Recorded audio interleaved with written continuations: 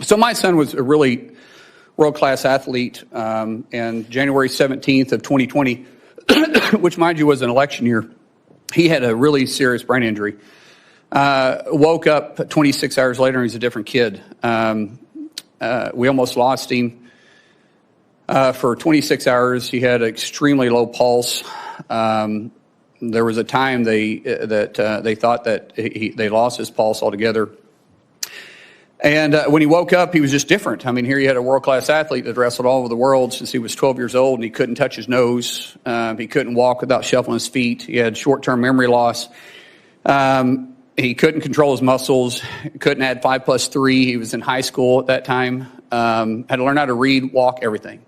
And the president found out about it, and he gave me a call immediately. And one thing that the president joked about was, like, he said, let me get this straight. He doesn't know who you and Christy are, but he knew who I was, because the only question you got right is who the president was. And he said, Trump, with this cocky grin on his face.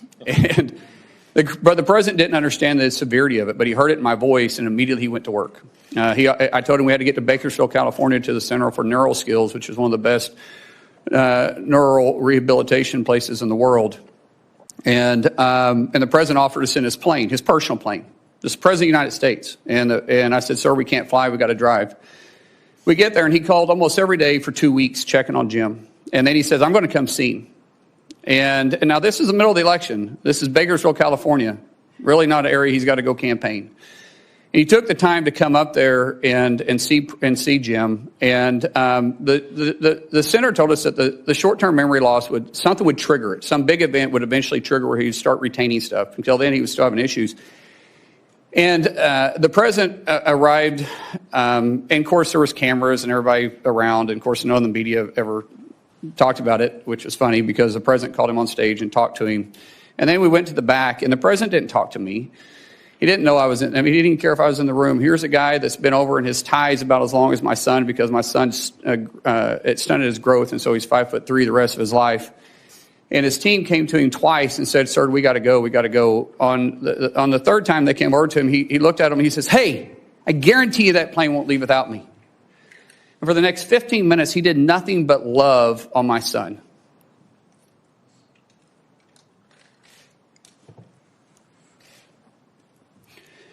That one incident jogged his memory.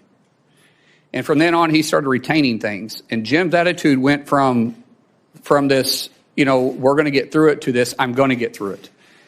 And every week, if not most days, the president would call and ask how he could help. Ask, how's his buddy doing? How's Jim doing? He didn't do it for publicity.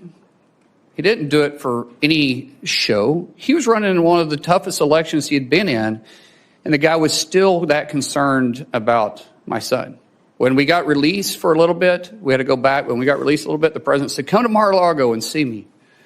We go down there, and it's amazing. And when we're leaving, dang it, I hate getting emotional. See, if I talk about my kids, I get emotional. Other than that, you can't make me cry. But my kids do make me emotional. That's actually a good thing. Yeah. So anyways, he grabbed my son, and he said, do you know why I love your dad? Do you know why I love your dad? Chrissy tells the story better than I do. And he goes, no, sir. He goes, because he loves you. Because of you. Because of you. Man, he didn't do it for any other reason. I mean, here's the president of the United States, and he did it just because he cared. And so when you want to say why he's a friend, yeah, we were acquaintances before that. We've been friends ever since. The American people need to hear that. Thank you. Thank you.